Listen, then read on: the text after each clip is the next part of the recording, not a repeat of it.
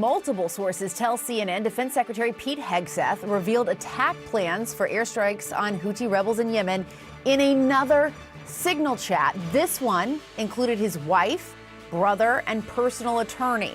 Now, this second signal chat is in addition to the one Hegseth used to communicate about military plans with cabinet officials last month that is now under investigation by the Defense Department's acting inspector general. I want to go straight to CNN's Kevin Liptak, who is at the White House for more on this. Kevin, what are we learning about this? Yeah, and if this all sounds sort of reminiscent of that scandal that engulfed the administration about a month ago, it should, because the Secretary of Defense, we are now learning, shared very similar details about the U.S. attack plans on the Houthi rebels in Yemen on a second signal group. And we understand that this included things like takeoff times for some of those fighter jets as they were preparing to strike those targets in Yemen. The big difference here is who comprised each of these signal groups, because remember that first time around, that group was created by the National Security Advisor Mike Waltz. It was intended to coordinate this attack with members of the cabinet officials who were in top national security positions in the administration, and he inadvertently included the journalist Jeffrey Goldberg. This new signal group that we are just learning about this evening included some members of Pete Hegseth's inner circle who are, it's not clear what reason they would have to have this information about the strikes that the U.S. was planning to carry out. It included his brother and his personal attorney. They both work at the Pentagon. It's not clear whether they have security clearances. It also included his wife, Jennifer, who has accompanied him previously in meetings with other foreign officials, which has raised some eyebrows among certain officials at the Pentagon. Now, as you mentioned, that original signal sort of snafu is now being investigated by the Inspector General at the Pentagon. It's not clear whether this latest revelation will be included in the review. The Pentagon officially has not commented on these latest revelations, which I should note were first reported by the New York Times. But this does punctuate a period of chaos inside the Pentagon and inside the inner circle of Pete Hegseth. You'll remember just last week, senior officials who were in sort of his front office at the Pentagon were fired essentially for what officials described as a leak investigation. And this is all sort of drawing questions, including from some loyalists, some allies of Pete Hegseth, at how this chaos has been allowed to perpetuate. We just heard from John Ulyat, who until recently was Pete Hegseth's press secretary at the Pentagon. He says that it's been a month of total chaos at the Pentagon, from leaks of sensitive operational plans to mass firings. The dysfunction is now a major distraction for the president, who deserves better from his senior leadership. Oya goes on to say even strong backers of the secretary, like me, must admit the last month has been a full-blown meltdown at the Pentagon, and it's becoming a real problem for the administration. Part of the problem, of course, is that this is not sort of a quiet period for national security. You have Pete Hegseth making sort of preparations on the president's command, these designs on the Panama Canal. He was just there visiting earlier this month. You also have this buildup of U.S. assets in the Middle East in preparation for a potential Israeli strike on Iran. You also have tensions in Asia. So this is a fraught period for the Pentagon to be undergoing, this period of chaos. And certainly, I think now you'll hear from officials who are questioning whether Pete Hegseth is sort of the man for the job at this very fraught moment. I should also note that when those original war plans, attack plans were shared in the signal group, the administration and the White House and President Trump denied that there was anything classified contained in that information. Of course, that drew a lot of skepticism from almost every national security analyst that we talked to, Jessica. Yeah. All right, Kevin Liptak with the breaking news there at the White House. Thank you so much. And joining us now to talk more about this, CNN senior military analyst and retired U.S. Air Force Colonel Cedric Leighton. Also with us, former Pentagon Deputy Press Secretary Sabrina Singh. Sabrina, I want to start first with you.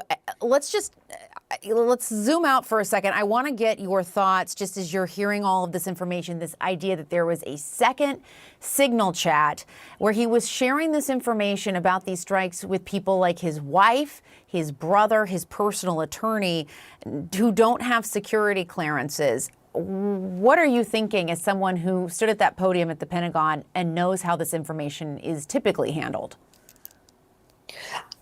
I mean, it's truly shocking. I think when I saw this reporting coming out from the New York Times at first, there was no question there were going to be more signal threads.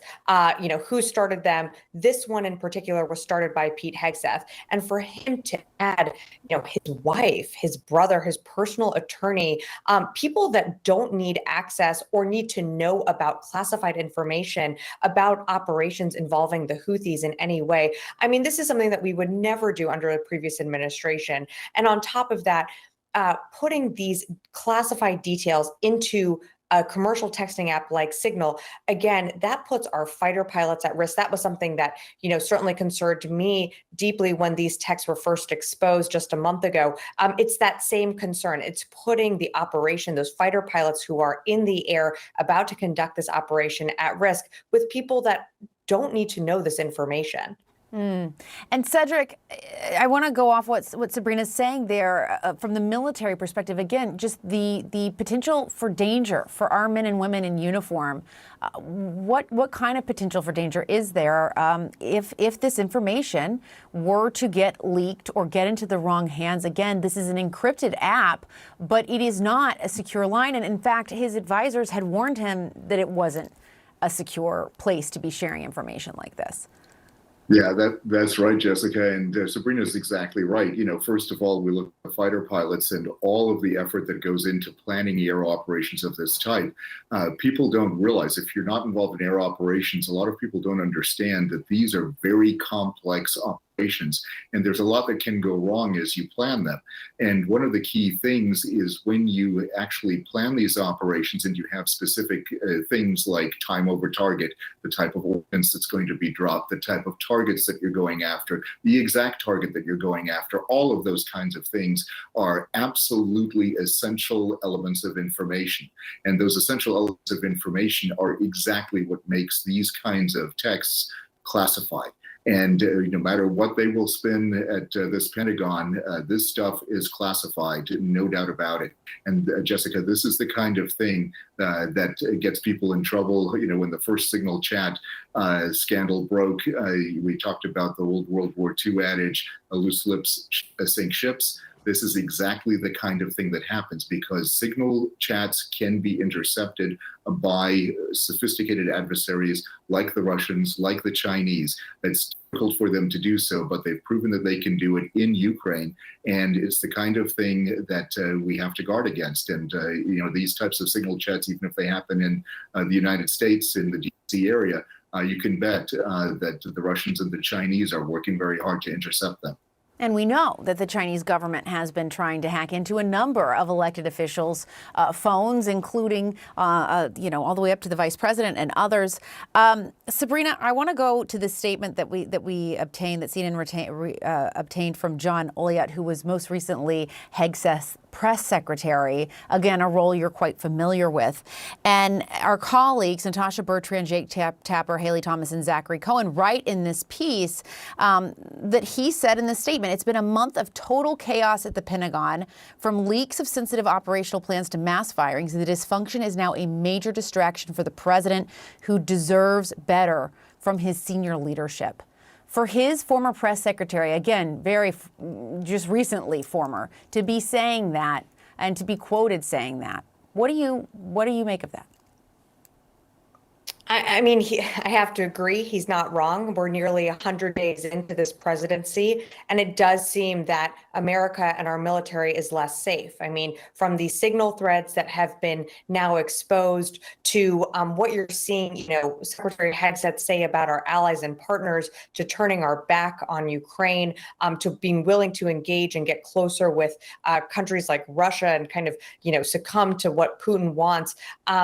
Yeah, these last few months have been absolute chaos. And I think it really shows the incompetence of what we have, in Secretary Hegseth sitting at the top. We don't have qualified leadership. And this was something that, we were sort of sounding the alarm bells on when he was confirmed. And so you obviously want the best, but, he's fired all of his senior, members around him. And so you're seeing the chaos kind of unfold, not just in the text threads, but being played out on the world stage. And that, of course, is so dangerous, not just in sending members to our allies, but really sending a message to our adversaries as well.